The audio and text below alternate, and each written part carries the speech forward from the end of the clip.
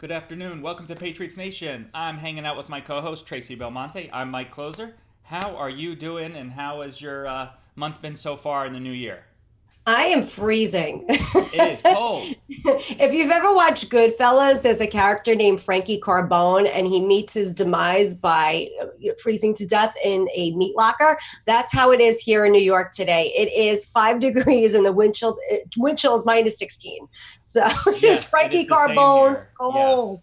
It's I freezing. know that movie very well, and I remember that scene just the same. And it has been that cold. It's below zero, and we have like ice sheets everywhere. But no need to go out, and we're both hanging out on MLK Junior Day, doing our show for everyone this morning. And heck, the news cycle continues to be as busy on any day like it is even on a weekend. So with that said, there's a few topics that kind of came across for us to chat about. We have a little bit about the Covington situation with Nicholas Sandman. We have a little bit about AOC, who continues to make her rounds in very interesting and fun ways around running around with her head cut off. We have RBG updates, potentially updates with Fox News slip of the tongue, so to speak. We have a few people announcing to run on the left, including Kamala and a few others. And we have Mueller commenting on the Buzz fraud story, and which I found quite interesting in general, and I'd like to talk that out with you to get your insight of the why he finally spoke. So, with that said, what would you like to tackle first? Oh, there's so much. Let's go right for the Covington Catholic story because that seems to be the big story Okay. on everybody's lips this morning. All right. Let's do it. All right. So, Covington, what happened was we've all played the videos throughout the last 2 days. I understand that everyone got it wrong at the beginning because they didn't wait the necessary, we'll call it 2 to 3 day rule, or in this case, a few hour rule, just to find out that it was a deeper story. There was a lot of prejudging going on, as normal, with opposition media and with people. And just with a bit of research that you and I both did, I think 3, 4 hours worth here or there, we found out that it was completely the opposite of the original posted story. And I think you said pre-show that if Jake Tapper is feeling sorry, or at least having a proclivity to feel sorry for the young man, then it's really bad. Is that what you're Yeah. saying? Yeah, the fake news media really got all of us. And I have to admit, when I first saw it, I was like, wow, what a bad representation of MAGA. And then the whole video came out, and I sat and I watched the whole 90 minutes. And you have the Black Israelites, which are this militant gang of thugs Mm-hmm. that they're just crazy, and they hate anybody with skin that's lighter than theirs, and they're based out of New York. We have them here, and they're in Washington, and you'll see them. They're crazy, and they preach all this crazy stuff about the Bible, and as you walk by, they'll call you a cracker and other racist terms if you're white. Mm-hmm. So basically this group is antagonizing this lovely group of youngsters who came with their high school to attend the March for Life, which Mm-hmm. was the day before, which brought out a record crowd that was nice to see. And they're taunting these kids. They're calling them future school shooters, crackers, saying to go back to Europe. And in fact, there was a black youngster, and they were calling him the N word, and I mean, they would just berating him. It was really bad. So these kids were being kids. Eventually, this American Indian guy shows up out of nowhere, and he's just banging a drum in these kids' faces, and the kids are like dancing around, just being kids. But you know what irritated me more than anything in this whole video was, where was their teacher? Where was the chaperone? Because I'm telling you, as a teacher, and I can speak from experience, I had brought a group of kids into the city, and there was a controversial police verdict that had came out about the Eric Garner Mm-hmm. demise, and the policeman got off. So we're stuck in the city. Our bus had broken down, and the city started to get very, very inflamed.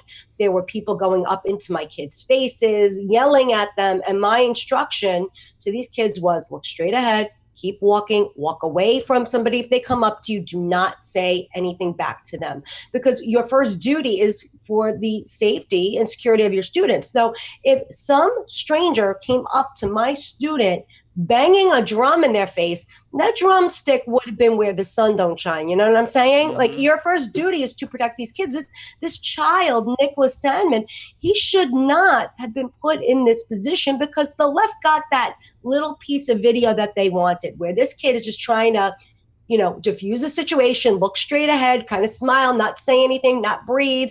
He said a silent prayer to himself. I believe it, because he's scared, Mm-hmm. And the left got that little piece of video that they wanted. But I'm glad the truth came out. I'm glad. And that's a shock that the whole truth came out and that fake news media Mm-hmm. actually had a mea culpa moment. And maybe that is related to the Buzz fraud story from this weekend as well. Mm-hmm. Maybe so. In fact, I understand that Nicholas and the other kids asked some of the chaperones, whoever the chaperone was, it said in the story I read, if they were allowed to kind of motion back or dance back or chant back in their own way, their own song, while Right. this was going on. So they got permission on whatever move they made. The selective editing that they chose to do, they're very good at. In fact, it makes us go back and question so many things we don't know the truth about from our Mm-hmm. histories, to go, how long has this been going on, where we've lived through selective editing and we would quote something as gospel and then to come find out that we were way off and demonize someone in error, which happens a lot. Now, mostly, Traci, it happens to MAGA people because Right. we've been either spit on or drinks thrown at us or hats knocked off or people been punched, shot at, train crashed. I mean, I think we've had almost everything except on a ship that I can recall. So seeing that happen and this coming correct, this actually came around full circle faster, in my opinion, than the other stories you and I have reviewed in our past. Yeah, I think the media saw the MAGA hats and they salivated Mm-hmm. because when we have the MAGA hat on, they look at us as villains, racist, bigots, whatever ism you want to throw out there that they label us with, that's not true. And they salivated over that. And this story just went viral. In fact, it caught a lot of us on the right too. We were like, this is not good behavior. And, it caught me as well. I have to say, it caught me as well. And I should know better than to look at a piece of video Mm-hmm. and to believe it at face value. But, the media sees the MAGA hats and it was just like the perfect storm. And it really, really spiraled out of control. The fact that it was corrected so quickly, the school was saying, hey, we're going to sue you back if you guys don't retract this. The kids all have great lawsuits. I mean, Mm-hmm. lawyers will be, chomping at the bit to get this case. I'm sorry. The more I watched that video, though, the more angry I was at the people, the adults that were in charge of these kids. Right. Now, not for nothing. You may say I'm wrong. Trust me, there are people in our group that say I'm wrong for saying this. But if the kids ask me, could we chant back and our school song? I would say no, Mm-hmm. because it's making the situation worse. Now, supposedly they're waiting for a bus there, which I don't Mm-hmm. know how you're waiting for a bus because there are no streets there. Right. So I don't know how they're waiting for a bus. But if I was that educator in charge, I would have taken those kids away from the people that were screaming at them. And those kids should never have been put in that position. It laid the blame to me, not that the left was right, because we know that they started this whole thing. Mm-hmm. But the teachers should have really gotten these kids out of harm's way. It just maybe I take a different viewpoint because I am an educator. Mm-hmm. So I look at that and I just look at it as just negligence and stupidity to put these kids in this situation. It bothers me. I see that. I also would say that they're supposed to be great stewards of the kids, and the kids are teens, and they're actually leaving themselves open for anything can go down these days. A punch could have happened, and the teachers would Yes. have been more responsible. So you're spot on probably extricating yourself and the group from the proceedings there, and it could have gotten a lot worse. And then with a little bit of research, we find out that this person that was confronting the kids is more of a professional at what we're discussing here, and this is what he does.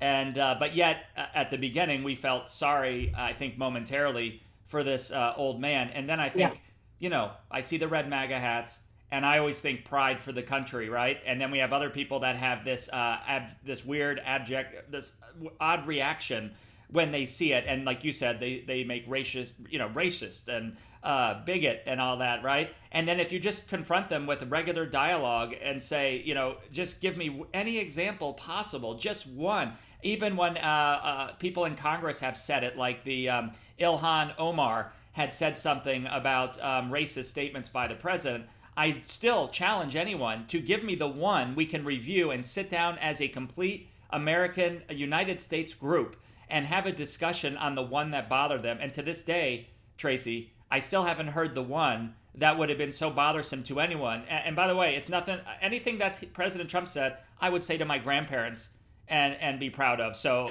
I'm trying to figure it out. He's the worst racist ever because African American unemployment has He's never horrible. been lower, and the wage growth is like out of control. Like it's never been as good as it is now. And Hispanic people are Yeah, seeing through the Democrat lies. Look, it's Martin Luther King Jr. Day as we're taping this, and the left wants to divide us because when they divide us, they do conquer. hmm, But united, we're stronger together, and there really is one race, the human race. Then the left is the one that wants to divide us. Like we got to be more woke than that. I mean, now I believe the Hispanics in our country are waking up to the Democrat lies because President Trump's poll numbers with Hispanics have jumped exponentially. Like he had a 19% yeah. approval rating with Hispanics. In the last poll, it was 50% because of this border issue and this border crisis. And these people came here legally. They worked hard. It was very difficult to work the system. And they see these people getting a free pass. They do. In fact, you're starting even to transition towards what we're all dealing with is the reason he gave his speech is the Mm. next wave of invasions, plural. And we have possibly three, totaling 40 to 60,000 more people meant to overwhelm us in a coordinated effort. The reason we shouldn't mince words is because when we called out the jihadists, we destroyed them. And so it's very important to call them what they are. You can call it a caravan, but they're traveling as a caravan, but they're not a caravan. What they really are invaders to a foreign country, and the first thing they do is break the law. And Mm-hmm. I had a discussion about this, and I came up with an idea that would work. See, right now we are behind, Traci, 1.1 million cases, roughly between 800,000 and 1.1 million cases of people that have come into the United States illegally, okay? And we are not able to barely afford to adjudicate them, and 70% are not showing up for their court dates. And we're kind enough to send it in Spanish, so I can continue to tell you we've gone well above and beyond, right?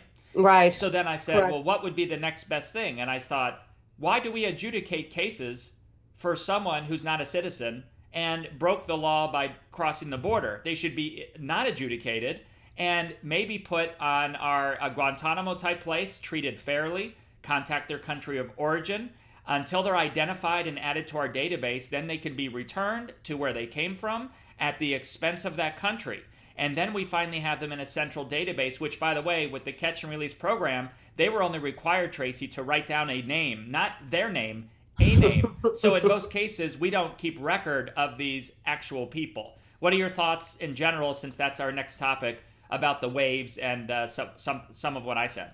I mean, you're absolutely right, Mike. And I take a very firm stance. Don't let the good Lord, but pardon me, don't let the door hit you where the good Lord split you. Like, get Mm-hmm. out, Mm-hmm. because they aren't sending their best in true Trumpian quotes. Now, if we look at one of the organizers of these caravans, Mm-hmm. this 26-year-old, his name is Juan Carlos Molina, and Mm-hmm. he started to travel up with the caravan. He's one of the big organizers. He got arrested before he reached the United States, thank goodness, because he raped his 11-year-old cousin and impregnated her. This is what's coming here. This Mm-hmm. is what's organizing these caravans.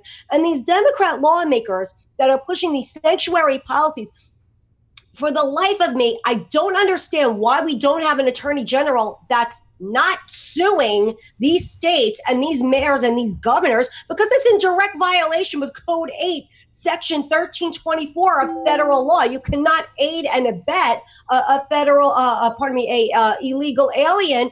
It's felonious. So why aren't we going after these policies that are killing American citizens? I don't understand it. I don't know why we're not more tough on this. Maybe you can explain it to me. Are we just wimps or what? I think we've been wimps because we've had every opportunity to make a statement. One statement that you and I could have made if we were in charge would have been to arrest the Oakland mayor who let all those Yes. rapists go that could have raped again to get away from ICE. That's an example. Rahm Emanuel did it in Chicago for not protecting the citizens. The New York City mayor, which I know you're familiar with quite well, has also done many things similar to not protect citizens but protect illegals. When did it become popular to protect all things un-American first and foremost, and then leave the current citizens that paid the taxes for these efforts behind?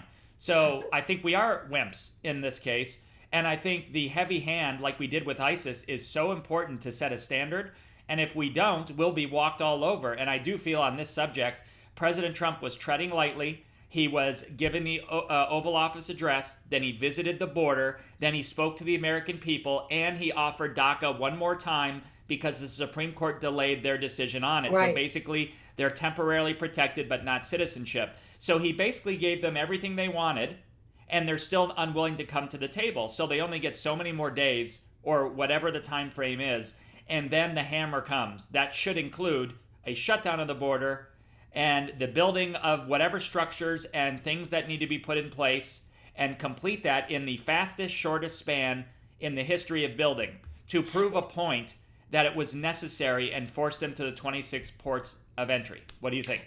Yeah, the only thing I can think of is maybe the Democrats are just very confident that they have two federal courts in their pocket. You know, they have the Ninth and the Fourth Circuit, and that's where they bring the majority of their cases because those liberal judges tend to legislate from the bench. The fact that DACA was supported, Obama's illegal DACA was supported by the Ninth Circuit is terrifying because if it was put into law with the stroke of a pen by President Obama, President Trump should be able to undo that with the stroke of a pen. So the only thing I can think of is the Democrats are arrogant because they do have these two courts in their pocket, and they know that they can delay any wall building, even with the state of emergency, by abusing the federal court system, because it's going to take the Supreme Court years in some cases to get to this particular issue.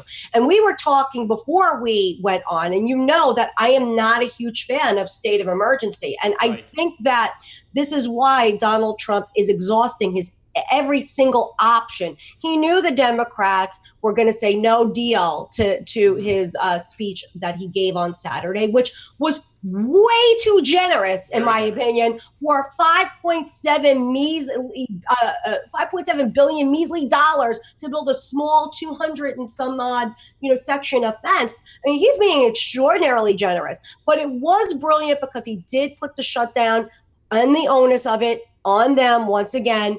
I'm not a fan of state of emergency, and my reasoning is because I'm a constitutionalist. This is a republic and not a monarchy, and I just feel like it sets a bad precedent because if we get a Democrat president in there, they can make global warming a state of emergency and maybe declare by executive fiat that we all have to drive electronic cars, which we know is the biggest scam going because it takes a lot of fossil fuels to make electricity. So we could go on and on down these rabbit holes.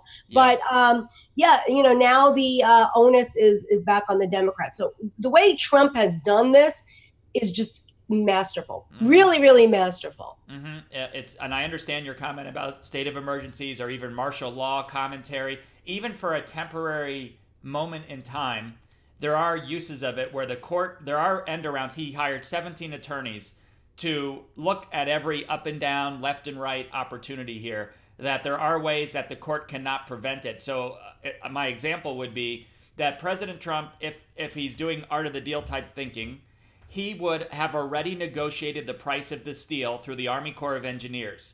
He would already have the steel en route and not say a word about it and have it delivered where it needs to be put in, okay? Let the cameras find that steel slats are being delivered and report it back to the news saying, he's serious, something's already going on. By the time he says, we are going to do this, we're closing the border and we're building the wall, regardless of state of emergency. And oh, by the way, it starts today. The steel slats have been delivered yesterday. Something like that, to me, is more Trump-esque, where it can't be prevented at that point because we have the military already in position to take care of it. It is one of the most important things we would be doing to reset ourselves back to what we fought so hard for originally. And it's funny that we have come full circle, Traci, and here we are fighting for borders. And if it was the 17 or 1800s, we're having this chat, we'd have people lined up with guns and bayonets and and standing at attention, walking forward to, get their territory of land, what they're fighting for. And here we are again doing it. And I think you're right. He played it masterfully. He really did. And now it's back in their court. And we did forget that you did some great reporting on the diseases. That was part of it. And then we find out, Traci, 3,000 of the original group were flagged as potential jihadists, and almost 500 of them had one-way tickets from a jihadist-type nation to Guatemala and El Salvador. So just imagine, how often do you buy one-way tickets to Afghanistan? Not very often. No, definitely not. Well, I think that President Trump should have let Nancy Pelosi go to Afghanistan one way. Yes, that would have been an epic move for sure. But just hearing that number, amortize that number, Traci, times the next 3 waves of people coming in, and we could be upwards of 10 to 14 or 16,000 of people that have major crimes, and in terms of the one-way ticket people, upwards of 2 to 3,000 in total. That is we know one can do a ton of damage. Now imagine the numbers I just said. It's terrifying. And I'm living proof. My cousin was killed on 9/11. My friends were killed on 9/11. I still have friends that are dying from cancer because they were at Ground Zero helping out and trying to, they were basically picking up body parts for months. And, I'm living proof that terrorism can happen. But you think these Democrats care? They don't. When we're also not really, nobody's really hitting on a topic that's kind of hidden. And there's a reason why Pelosi and a lot of these Democrats want these electronic type of barriers instead of a real barrier that would work. She's sitting here pushing robot dogs. I don't know if you heard that story. Yes. And there's a reason. Now you have to look at where Nancy Pelosi comes from. She comes from San Francisco. This is where Silicon Valley is. This is where all the tech companies are. These tech companies are the ones that develop all these drones and robot dogs and all these surveillance things that she wants, because they give major money to her campaign. And she and her little Democrat friends know that if they invest in these companies and then our government contracts with these companies, they're going to make, money hand over fist. This is why you have Congress people that come into Congress making $100,000 a year, in their first year, and they walk out multimillionaires several times over. It's the dirty secret. There's a lot of insider trading that goes on, even though it's banned, but they know their workarounds and ways around it. And this is one of the reasons why Nancy Pelosi wants, and she's pushing for these electronic solutions. Yes, and I do believe that some form of I played for the audience the Israel one. They have one on each end, and one handles illegal immigration, and the other one handles jihadists trying to throw stuff or launch things on the other side. And the one that looks like a steel slat fence and it looks like it has rings around it, that one actually records and has a sensor that when someone breaches a very small piece, it sends a signal to the guard gate, which then alerts somebody within I want to say it was 10 seconds or so.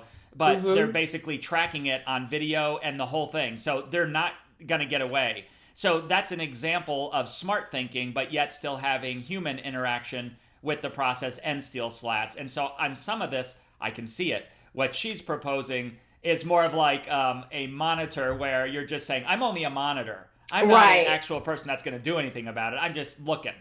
Right. Picture some big, fat, greasy guy with his donuts and his coffee and he's all sloppy and he's got all of these cameras all over the place. That's what they want. They want baby monitors, and it's absolutely ridiculous. I mean, you do need to have some sort of electronics down there. Of course, we got to take advantage of some of the technology, but not exclusively. The way she wants robot dogs. I mean, it's the most ridiculous. Unless those robot dogs have laser beams shooting out their eyes and they can capture these illegals trying to cross over. I don't want to hear it, Nancy. I'm with you. I'm with you on that one too. Not for nothing. I'm still upset that it's steel slats. I know this is what Border Patrol wants, but I really pictured the Trump wall to be very opulent and, have the Trump name and black and gold marble. Right. You pictured visiting it. I wanted like the Trump casino, like, I wanted it to look cool. I want something I could take a really good selfie in front of. Right. I want that Exactly. wall selfie to look real pretty. But I know that's what the Border Patrol wants. They want the see-through slats. And with the you were saying that the tops of the slats, the points will have a special coating on them. So if somebody tries to climb over, they're going to slip right off. Slip right off. And by the way, in the heat, I'd imagine they get really hot in the desert, probably to well over 120, 130 degrees. And holding on to that probably wouldn't be the best plan, I would think, right? I don't think so. Anything that prevents, I am more concerned with the jihadists coming over here than I am, somebody looking for work. But, if we're looking at what these caravans are composed of, it's not, these women and children that are fleeing terror. It's, males that are at that age where statistically the data shows that they would be more likely up to no good. Mm-hmm. Well, as the numbers are telling us, the percentage of no good is much higher than the percentage of That's good. right. And we can't take these chances because we know the damage one can do. And I believe that the MAGA folks not only endorse that, but believe in the president's next move and are relying on that. But I like how he laid it out to the American people. They now know the full story, and they know the deal on the table that's going to be rejected. And to me, you've given everything out there that you could, and then if nothing's done, boom, you're going to have to make a move as the boss. Absolutely. And that's what he does. And if he does declare a state of emergency, he's exhausted every single solitary option. I'll stand behind my president 100%. I trust Trump. That's my whole motto with everything. I trust Trump. Like even when the Bill Barr was chosen as the AG nominee, it wasn't the most sexy choice. I really wanted something a little sexier, but I trust Trump. There's a reason. And I think that we're learning slowly but surely that trust Trump because he did make the right decision. In fact, that's a great topic heading towards Mueller, but not only was that a big topic, but there were a lot of naysayers about Barr for many reasons, right? Because of his affiliation. I understand. I mean, I can see it like, you're close to the enemy, so to speak, and your wife goes to Bible school or Bible study with Mueller's wife, and okay, great, you've known each other a long time. Then you think, logically, would President Trump hire somebody that would be against him the moment he starts knowing who Mueller is, right? And then you have to ask yourself again, is Mueller being righteous regardless of hat color? Is he actually going through the motions to do the right thing, to find out that we found these other crimes related to other people, but in terms of Russian collusion, we found absolutely nothing but hearsay. What do you think? Yeah, we know the Russian collusion story is dead at this point. We know that Trump will be exonerated on that. And he may be going down all these other avenues because he is unrestrained and he's doing a very thorough job. And he wants to make sure that he doesn't leave any questions open. But what's irritating is, if we do transition into the Buzz fraud story, Adam Schiff has already come out and announced that even though Mueller has come forth and said there is no there, the story that was in BuzzFeed was bogus, we're still going to investigate it. I mean, it's asinine. It is. It's like looking for something that isn't there. In fact, Swalwell this weekend said he does believe that President Trump is, in fact, a Russian spy or agent. And I'm thinking, like, he said it with a clear eyes. He didn't smile, and he said it as if he thought it was factual. I mean, I was saying to the audience, maybe we should just say that Swalwell is a Russian agent and start reporting that to every news outlet. Based on hearsay, I believe he's a Russian agent, based on all of his activities. And what would happen? I mean, because that's what they've been doing to our president. He's auditioning for his 2020 run. He's trying to gin up money. He's just trying to con these idiots. And you see them, by the way, all over Twitter that really do believe that we're Russian bots. I have to tell you, I have a bone to pick with Buzz Fraud because they ran a story about me. I don't know if you know this. No, but about a year and a half ago, they ran a story about me, calling me a Russian bot. So just call me Natasha from now on, because obviously, if you listen listen to my accent, I'm obviously a Russian bot. Obviously. I'm obviously working for the Russians. I wasn't born in New York. Born and raised in, I mean, it was absolutely ridiculous. But if you're going to BuzzFeed for your source of news, the only thing that BuzzFeed is good for is, like cute cat videos. Because honestly, if that's your news source, you need to leave mommy's basement more often, because the Pop-Tarts are already upstairs. Come on up. They're one step away from Snopes, or at least they're cousins to Snopes. That's what it sounds like. Yeah, like you have people like what's her name, Louise Mensch on Twitter. Mm-hmm. She's just she's absolutely. Has she ever come after you, by the way? No, not that I know. Oh yeah, because after that story, she was gunning for me, and she had all her little minions gunning for me because I was a Russian asset and a Russian bot and yada yada. So it's absolutely ludicrous. It really is. Give absolutely them credit crazy that they go down with the ship and they stick together. And we said earlier, we don't have the cojones a lot of times to follow through on something like, let's say, for example, a nuclear option to get something passed. Whereas our offensive game, that tends to bother me a lot. So you were just speaking about Mueller, and people are thinking, well, why would Mueller finally, out of all days, finally say something? And I think your answer to me was because Barr is probably going to be passed with flying colors, and he's friends, and he would not want to be stuck in a precarious position for not saying something about this story. Is that how you see it? Yeah, and I also think that I think this was basically a trap to catch somebody leaking. I really do. I think that the leak came from inside the DOJ or the FBI. I don't necessarily think it came from the Mueller team at all. And I think that this was a trap. And I think that this person was peddling this information. They may have had fake documents. This is similar to when we caught Adam Schiff leaking. If you remember that there was a Don Jr. WikiLeaks story, and that they had different dates on the story. So they knew, and they were able to trace those leaks back to Adam Schiff. So they knew that he was the one that was leaking on the Intel committee, even though nothing really happened to him. So I think that this was a trap. And I think that honestly, with Barr as a straight shooter, I think if Mueller didn't come out to put down this story, that there would have been a problem. Like, it would have put Bill Barr in a very, very bad position where perhaps he would have had to shut down the entire probe. And then the liberals really would have went nuts. Absolutely. Because it would have been like, that's why they put Trump in there. I mean, that's why Trump put Barr in there, was to shut down the probe. Right. Now, some people were bothered this week when his question that he answered was, will you do anything about Uranium One? And he's like, well, I don't see any reason to, really, I'm paraphrasing here, but to go after it or do anything about it.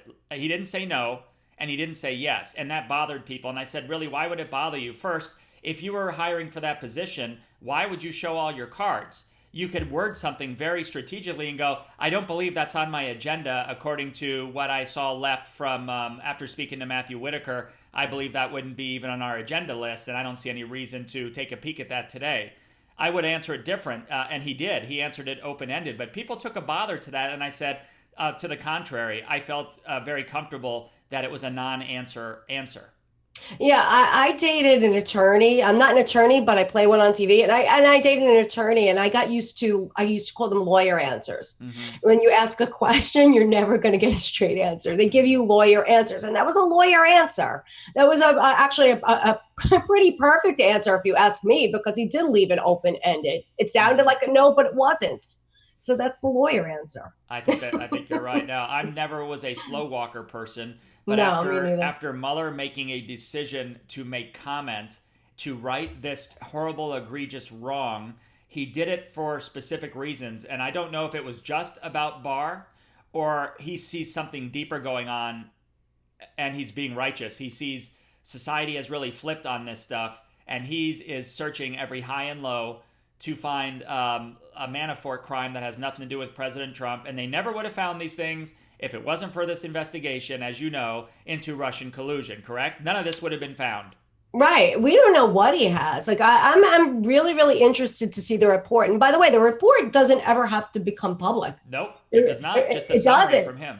So, but I do believe that Barr will release as much, or if not all, the report as much as he can. And I honestly do believe that Donald Trump is going to be exonerated in the end. There is no, let's put it this way.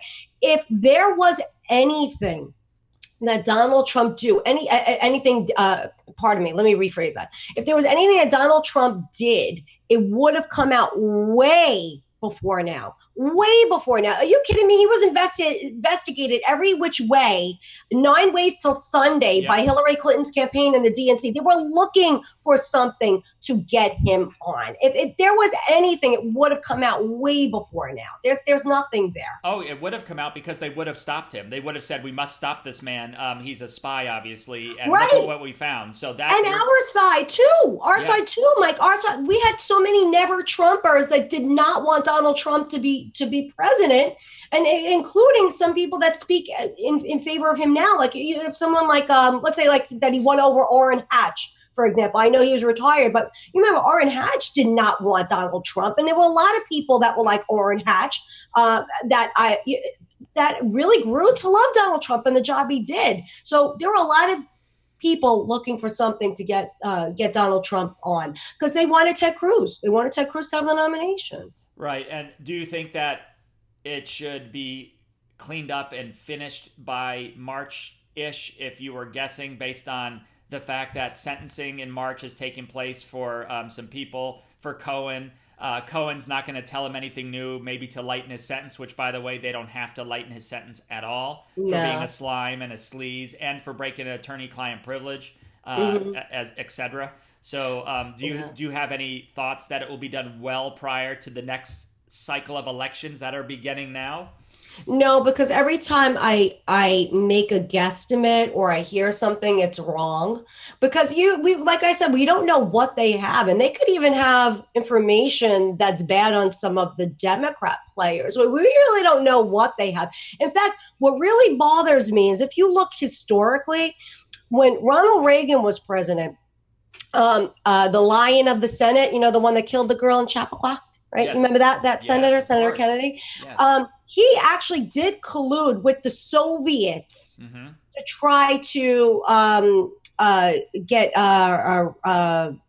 who was running against Reagan at the time? Mondale elected. And he actually did travel over to the Soviets, and they were doing all sorts of horrible things. So Ted Kennedy colluded with the Soviet Union that we were having a Cold War with at the time to try to get rid of Reagan. And the whole Congress knew. I mean, we didn't have social media the way it is today. We didn't have 24/7 cable news, but that was real collusion. You know, the Democrats historically have colluded with our enemies. We see it with John Kerry going with the Iran deal. We see it with Hillary Clinton and the DNC contracting a Christopher Steele, an English spy working with Russian nationals. So, I mean, we see the Democrat Party colluding all the time. Donald Trump, no, he's a real estate mogul. He wasn't one of these shady K Street insiders. No, not at all. And we also saw Kerry negotiate against the United States and try to get Iran to, basically advocate for Iran against the U.S. And that alone is breaking a whole nother act that never gets acted upon. That, it's about time we put our foot down on some things that we saw. Everyone is against him, and I believe over this whole time, it's made him even more charismatic and stronger with his approach. And when he spoke to the American people, that was a time that was needed. And I think he's come full circle in as a commander-in-chief. The way he's handling his staff, any leaks that were going on have ceased to exist. So I see some positives there. So I'd like to go to bed at night, if I sleep, and say that the Mueller team somehow can't be this rogue, and we have to have some righteousness to restore something in the faith of most Americans. Because here's the great part, Traci. If he's righteous, everyone on the left who is saying to leave Mueller alone is going to be devastated, completely devastated, because they are telling us, no, we want to pass a bill that says you can't get rid of Mueller. President Trump never, ever said he'd get rid of Mueller. And by the way, if he did this far into it, it would look like a scam. And yes, they would be up in arms and cause riots and destroy property. It would be bad. He had never thought about doing that I know of. And at this point, they have all their eggs in that basket. Do you see it that way as well?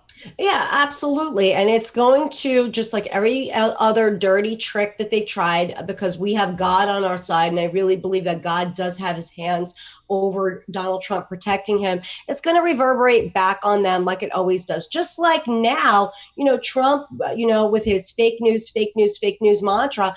everybody's starting to see it now, especially now with the BuzzFeed story and the Covington Catholic story. And then you have the media focusing on things like Donald Trump serving hamburgers to the Clemson football team. I mean, that's like the big outrage. So I think everything is just going to springboard back on them.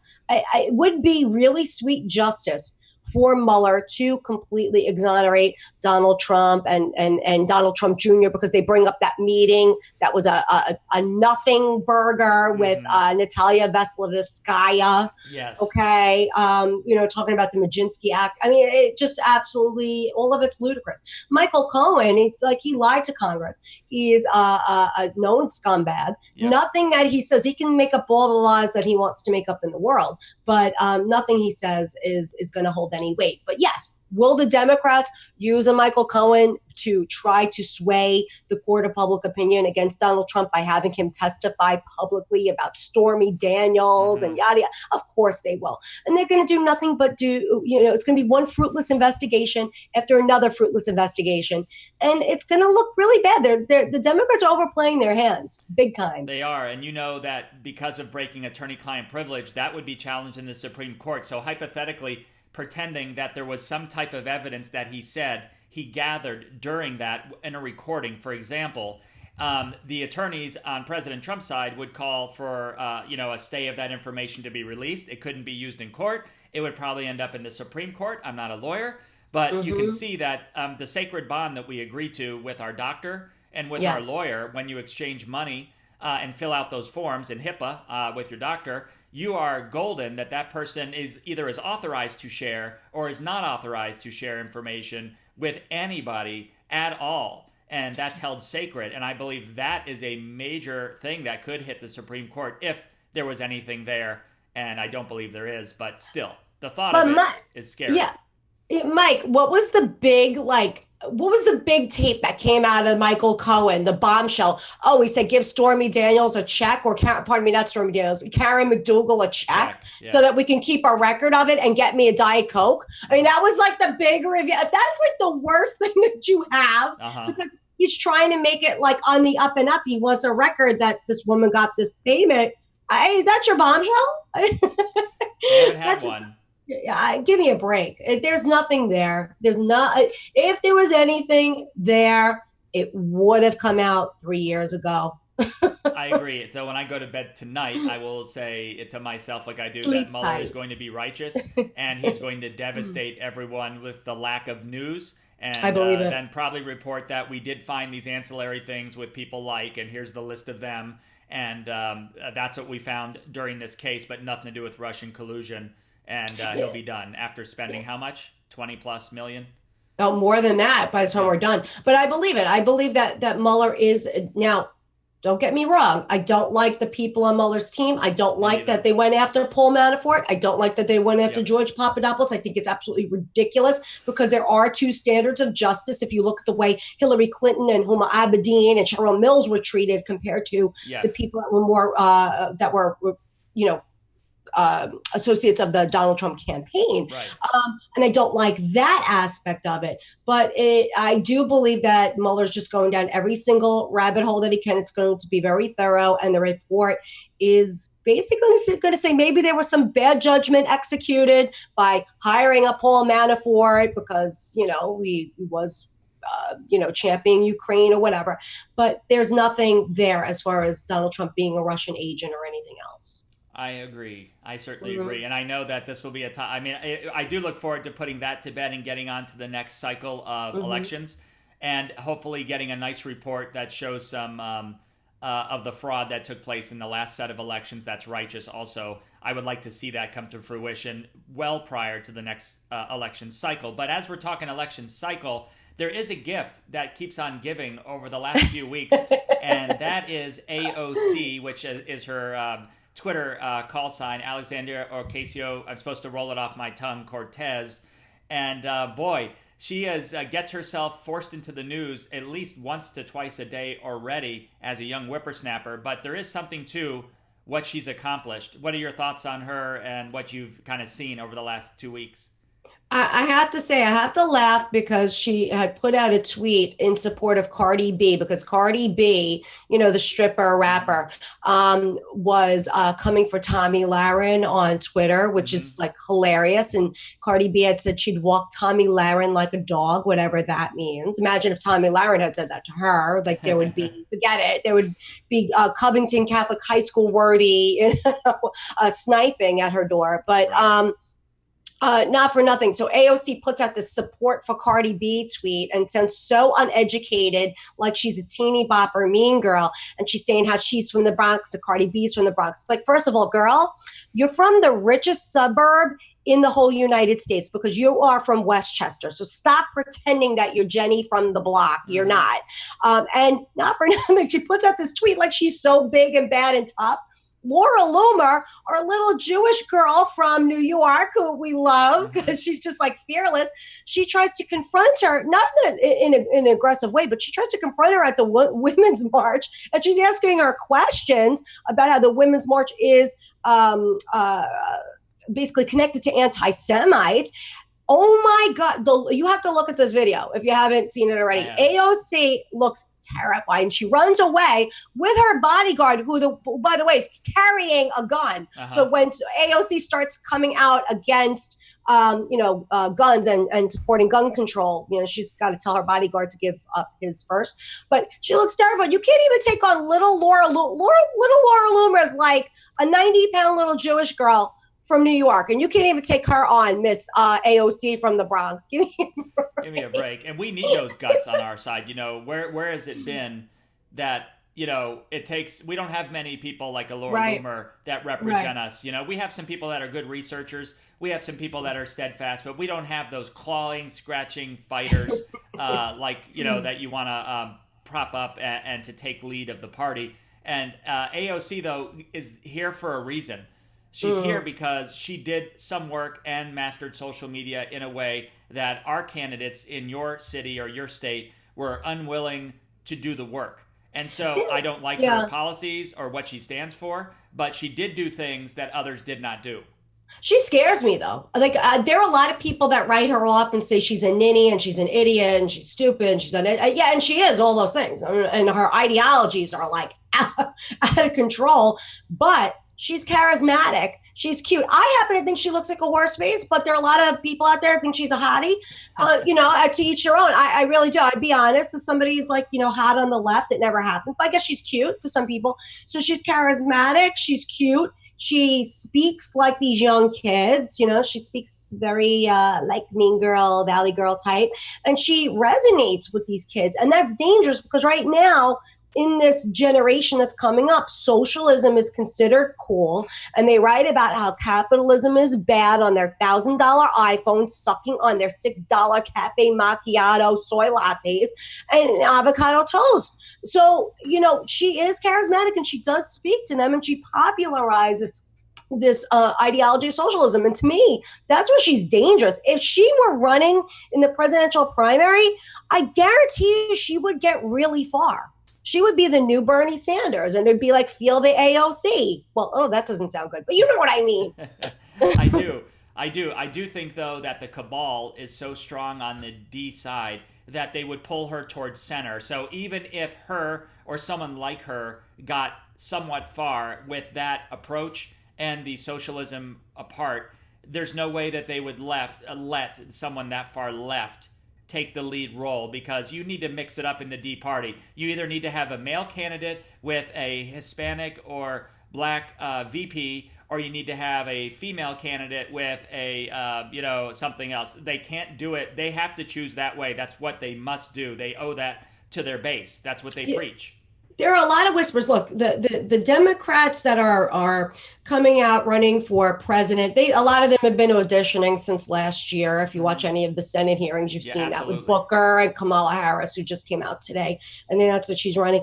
It reminds me of a clown car, and it's just like one clown gets out after another after another. Now, there will be a rock star that catches fire. I don't know if it's going to be Robert, fake Hispanic O'Rourke, or what, but the DNC has already made their choice. choice. Like they're going to put all their money and their effort behind Joe Biden because he might be the only one with the best chance. Now, you do bring up an interesting, theory that they do have to mix it up when it comes to race and gender because the left plays identity politics. That's what they do. So it is a possibility that we could see a Joe Biden Kamala Harris ticket. That is a possibility. I don't know. It remains to be seen. But whoever the rock star ends up being, I don't think Tulsi Gabbard is going to be that rock star, even though I kind of like that she takes on her own party too. She's kind of like chill. I don't believe in any of her policies, but I like how she goes after the Democrats. Will it be one of these billionaire businessmen? Will it be a Bloomberg? I don't think so. Will it be a Howard Schultz, who's the CEO of Starbucks? I don't think so. But it just reminds me of a clown car, and just all these different clowns are going to come out. I mean, if you look at the mistakes Schultz made at Starbucks, they now have bins to put used needles in. They have an area for man ponds for transgenders, and he's going to run on this platform. I do not see that working out very well in a commercial, even on YouTube. That would be positive for him at all. I don't see that happening. But yeah, but he'll give out free coffee and free soy lattes and whatnot. Yeah. They added up all the money they're asking for everyone to have free healthcare, everyone to have their college debt paid off. And taxing everyone at 100% in the United States, we would raise 30% of everything they've ever asked for, and we'd never be able to get there anyway. So obviously it's pie in the sky, and I hope that anyone with basic math skills would see that socialism, if they could ever name a successful version of it, kills every path in its wake. And we're looking at Venezuela live and in person now, having the most oil reserves to go after, to be the richest nation. And they are struggling so bad that they need a regime change, and the people, there's no economy of scale. They don't have the basics, and that's due to obviously the leadership and having having socialism in place. But it's not socialism, Mike. It's democratic socialism. Don't you hate that? Like gets under my skin. People don't understand. You can rebrand socialism any way you want. It's the same garbage. It's just with a cutesy name. Socialism destroys innovation. If you have government that's in charge of every single industry and they're going to take all the profits, why would anybody create anything new? So now you're going to have your iPhones, which no for nothing, like an iPhone 10 costs about $1,000. It's expensive, but now that iPhone 10 is going to cost $5,000, and you're not going to be able to afford it because it's going to become a luxury good. These luxury goods that make our lives nice, that we take for granted, that are relatively inexpensive now, everything's going to stop. No innovation. That's what net neutrality was sort of like the socialism of the internet. That's why you didn't see any new apps or any new social media development. True. Because these little companies could not compete because of net neutrality. So it was basically socialism of the internet. That's why I don't want to leave Twitter and look at other platforms for many reasons, because I want to see MAGA people stay and fight things out in the most special way and the most professional way. They don't have to stoop to the levels the others have, but we do need to duke it out verbally with the facts and really show our might. And there's no better chance to do that is at a platform that in most cases we get eaten up on due to their narrative. So I'd love to see some fight. I'd like to see like AOC has some fight for her own party and her beliefs. And even though I disagree with all, I would love that fight from all of us to be somewhat similar, wouldn't you? Oh my goodness, yeah. Sadly, we have so many on our side that want the status quo, that are as bad as the Democrats. They are part of the uniparty. And I don't know why we have to be the better people all the time. I don't know why Mitch McConnell doesn't go nuclear, because as soon as the Democrats get in there, and at some point they probably will assume power again, as soon as they get in there, they're going to go nuclear. I mean, absolutely. Why not use it? The House right now, the House rules package favors, the Democrats. So it's just, I don't know why we have to have honor. It reminds me of, remember how they used to fight back in the Revolutionary War days, where they, you would shoot them and they would just kind of stand there and take it, and then you would shoot back because you had to have honor. It's fighting. There is no honor. It's stupid. And this poor little fife and drummer is now he's killed. So you're right. We need that back big time as well. And I want to let the audience know that Traci and I have had some pretty crazy schedules, and we've been Yeah. unable to do what we were hoping to do on a weekly basis because of our schedules. But we're going to do our best to try to bring you a few of these per month and continue our passion through these conversations and talk about what means most to people and us throughout the week. And Traci, I know you're working on something special, but why don't you tell everyone how to find you as normal, and a little bit about some things you have coming up.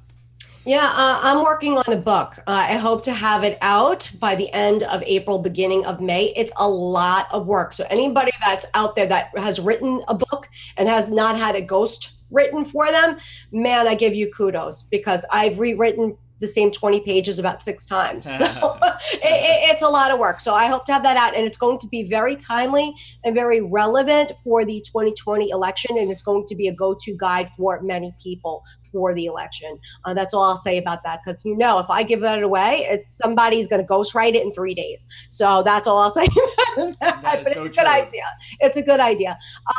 So you can find me at politidiva.com, or you can find me at Real Politidiva on Twitter.